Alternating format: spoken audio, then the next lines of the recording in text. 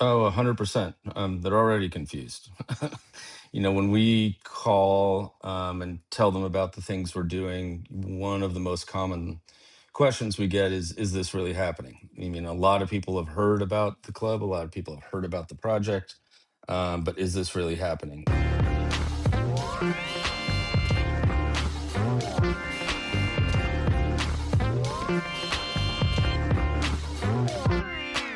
Welcome back in Morning Kickaround. Very excited to have Dave Gallas from Sporting Cascades return to the program.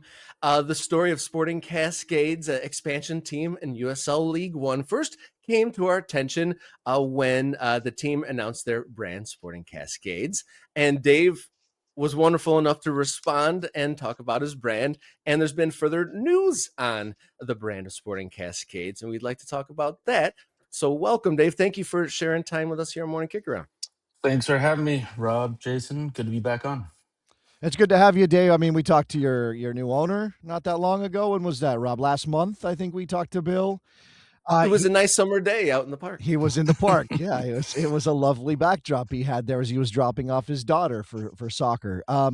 Let's talk about that first, Dave. Let's talk about what the new ownership, the local guy, obviously with some soccer connections and some history, brings to Sporting Cascades before we talk about where you guys are as you sort of take a new look at things.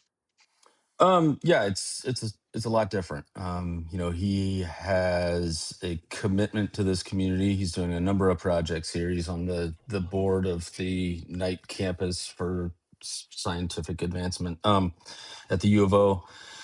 He's really committed to the economic well-being of this community and sees this club as part of that. We're having amazing um, sponsorship partnership meetings, if you will, and we've had one company turn us down so far. And we've had a number of companies that want to take a big swing at this and be part of a core founding group of companies that really make this successful and see ways that we can go on, beyond what's happening on the pitch and really do have an economic impact in this community. Beyond that, there's a real void between, what is the Ducks football monster and, our minor league baseball team is going away. There's nothing else. So there's a really wide lane that we can hit just for the fan in the community. So he comes from, as you know, a pretty serious business background. He's got the means to do this right, and he is in our business every day. Yeah, so an incredibly hands-on level of ownership, you'd say? Very much so.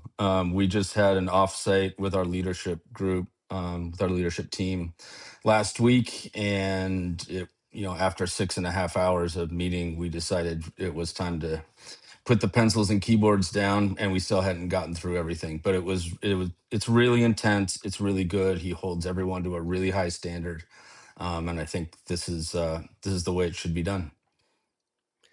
Yeah, and that probably sort of ethos reflects from top down. It seemed like that's a great way to start everything off. The plan, right, is to start on the field in 2027, correct? Correct. And so one of the big reasons on here, there's been extra time to consider the branding. And before we jump into the whys or the considerations, I'd like Jason to bring in the video of your latest post that really caught our attention. Almost like a deconstruction of the Sporting Cascades badge. Indeed. Yeah, I think there are a few things behind that. One is simply it wasn't to Bill's taste. It was very much a reflection of the former owner. And the former owner's goals were to create something that had a much more regional reach. And that's something that we're not interested in at this point as much. We really want to focus on Eugene-Springfield, those southern Willamette Valley. So we didn't see any reason to keep Sporting. There's also just an aesthetic component that does not jive between the two owners. One was very modern, very stark, very angular, and I think that was reflected in the badge in a way that our community didn't necessarily. Everyone didn't like it. Everyone didn't dislike it. It was, we literally did a survey and it was a perfect bell curve, and we need to be better than that. So, I mean, look, I imagine there's a little humble pie in all of this, Dave. I mean, considering the way things started, and you went down this road as from your history in town with a team to start a professional soccer team. Without getting into anything you can't talk about, what has it been like for you? I mean, obviously, your brother's passing is part of this story as well. I mean, we can't ignore that. So, how has this been for you? I wouldn't, I wouldn't say humble pie as much as it's just another bump in the road. Okay, It's, you know, I started this whole project with my brother because we had an old stadium that was a really valuable community asset that was under threat from being torn down by a big box store. People contributed money to save that stadium. I mean, I think we raised $4.2 million in under 6 months. And as soon as the stadium was saved from the bulldozers, 4 12-year-olds with matches burned it to the ground. So I went through that setback. I don't think a rebrand is too big a deal. it's fair. It's a good point. No, yeah, in the grand scheme of things, and you said there's been some bumps in the road, like the stadium, your loss, and then the ownership change, and kind of the date changes. So like it almost seems like a train that has found its tracks, and kind of that next thing is this rebranding. And so, kind of what's the process of design for this next, and what will be the debut look for Cascades when you hit the field? So we've done further town hall sort of meetings and gotten a lot of feedback. And now we have multiple designers working on concepts, and it's just trying to keep trying to keep everything in the right direction while also getting feedback along the way to make sure that we get this right. We got some really good feedback on some details, on some direction. People loved the concept of, not necessarily the Three Sisters Mountains, which are a little bit further away from us, but reflecting our natural. They love the two rivers.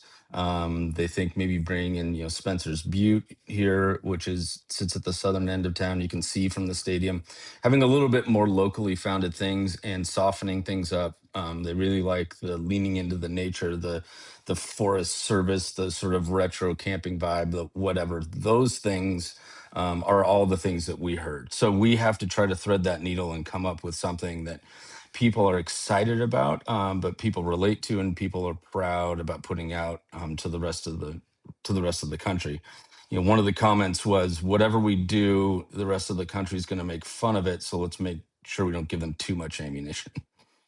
Well, I mean, obviously, look, we acknowledge, and I think we did this when we took a look at your original badge. But it's a difficult thing to do, to thread a needle of keeping everybody happy. You want to connect with your local community, but you also want something that kind of has a little bit broader reach. And there's this idea that we're sort of boxed in by soccer traditions, and you can't go too far from that or people get really weird about it, Dave. I'm sure all of that is part of it, and I'm sure Bill has very strong ideas on from his background of what a good logo, if you want to call it that, is supposed to look like.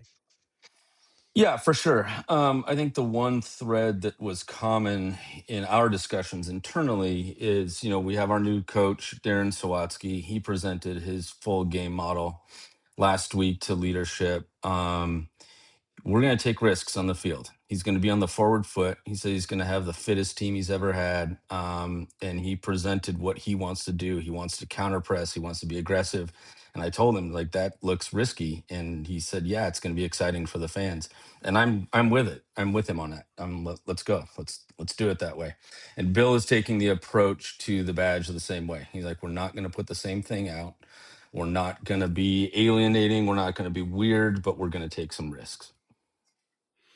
Yeah, that is threading the needle. It's like be aggressive but not offensive, and then play exciting ball on the field, with a lot of pros and cons. That could be very exciting, but it's the blanket can't cover everything, and so it could go back and forth from the sound of it if that's actions are put out onto the field. And so looking at kind of your forward-facing materials on social media and whatnot, it seems like you guys have been doing meet and greets and some public appearances, and kind of what's been the reception getting, and how has been making Sporting Cascades a face-to-face entity. Yeah, I think it's something we've done all summer. I mean, we had really successful World Cup watch parties. We've been out at festivals. We've been meeting people where they are, where they live, where they have fun, introducing ourselves. And I think the biggest thing for us is, as you said at the beginning, getting people to understand that this train is back on the tracks. This is real. It's happening in March. We have a coach. We're have a couple players that have signed pre-contracts. We can't announce yet because they're still under contract with their current club. We have a couple players who are out of contract that hopefully we'll be able to announce soon. And this is real. Is the biggest message in all of this. And whatever happens with the badge happens with the badge. But we got to be in the stands like in March. Yeah, I mean, I imagine it's a little tricky because you want something for people to hold on to, right? And you had a name and you had a badge, and now that's going to change, and you kind of have to, are people? Is there any real worry that people in Eugene in the little wider area are going to be sort of confused by any of this? Oh, 100%. They're already confused. When we call and tell them about the things we're doing, one of the most common questions we get is this really happening? I mean, a lot of people have heard about the club, a lot of people have heard about the project, but is this really happening? And so we are now out telling people in as many ways as we can, definitively this is happening, and we will be competitive, and we're going to take our best swing at this thing in March. So what's the next thing for folks to kind of look out for? Is there an appearance? Are we going to see the rebrand? Well, what's the next step of the Sporting Cascades pre-launch journey? We have to get this right, so we're going to take our time. We'd like to get this out as soon as possible. We'd like to drop in the next couple weeks, but we also need to make sure that we jump through the hoops with the league, and like I said, that we get this right. So we're not going to hold things up based on the brand refresh, if you will. But the big thing that's coming next, that we'll announce very shortly, is we're having a select a seat event for those who are holding season ticket deposits. And your deposit will actually be your ticket to get into the event. And we're going to have 3 bands at the stadium, food trucks, beer truck, etc. So it's going to be a big festival, if you will, to launch this thing. And the deposit itself is your ticket to entry.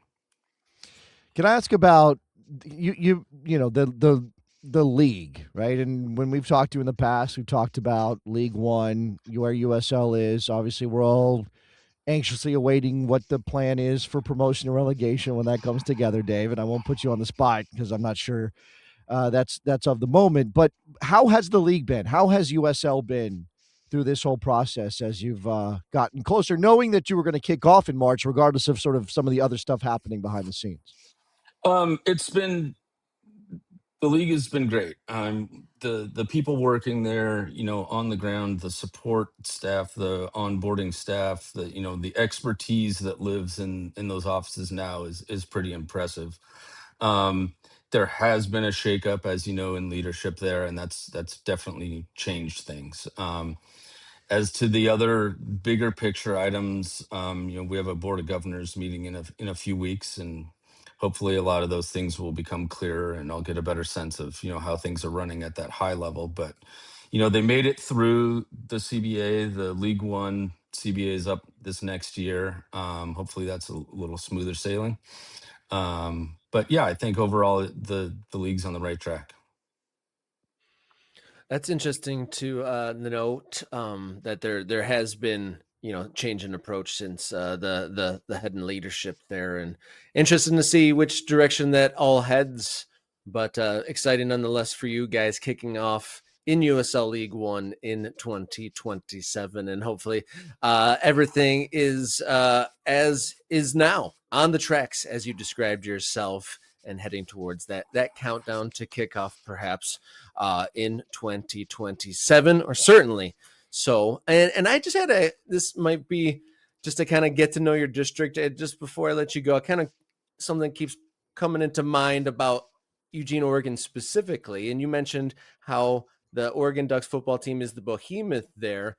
Do folks stay in town through the summer there? Is it very seasonal? Does the town clear out? Like, is there going to be some peculiarities with it being university town, and how you are going to approach how you reach out to the community? Absolutely.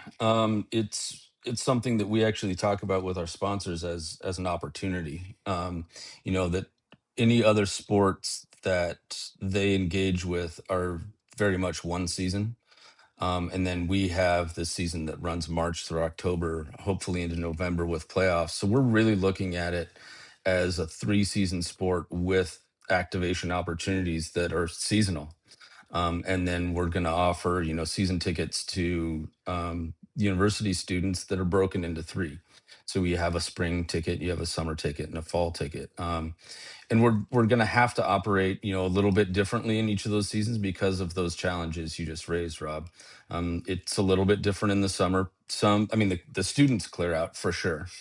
And a lot of people sort of disappear a little bit more in the month of August, but then they come back in full force in September. So just the quirks that we're going to have to be aware of, but we're fully aware of them, and we're trying to make it, trying to move those things to our advantage.